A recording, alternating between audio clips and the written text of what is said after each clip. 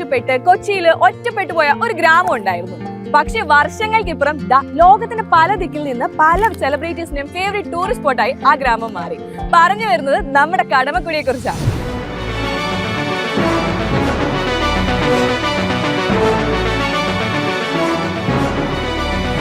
നമ്മുടെ കടമക്കുടിയെ ഇത്രയേറെ ഭംഗിയാക്കി ഇങ്ങനെ ഒരു ടൂറിസ്റ്റ് ഹബ്ബാക്കി മാറ്റിയതിൽ കേരള സർക്കാരും അതേപോലെ തന്നെ കേരള ടൂറിസവും കൊണ്ടുവന്ന കുറെ മാറ്റങ്ങളും അതേപോലെ പദ്ധതികളും അതിന് പിന്നിലുണ്ട്.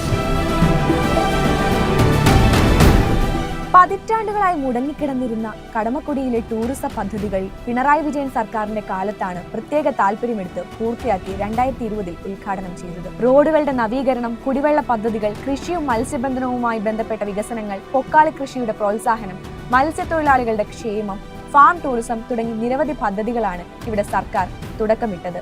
സംസ്ഥാന സർക്കാരിന്റെയും കേരള ടൂറിസത്തിന്റെയും വികസനത്തിലൂടെ ടൂറിസം ഭൂപടത്തിൽ ഇന്ന് കടമക്കുടിക്ക് ഒരു പ്രത്യേകമായ സ്ഥാനമുണ്ട്. ഉപ്പുവെള്ളത്തിൽ വളരുന്ന ഔഷധ ഗുണമുള്ള പൊക്കാളി നെല്ലിന്റെ കൃഷിയിടങ്ങൾ ഇവിടെ കാണാൻ സാധിക്കും. സംസ്ഥാന സർക്കാരിന്റെ പിന്തുണയോടെ പിഴപ്പാലം, കോതാട് പാലം എന്നിവ വന്നതോടെ കടമക്കുടിയിലേക്ക് സഞ്ചാരികൾക്ക് എളുപ്പത്തിൽ എത്താൻ സാധിച്ചു.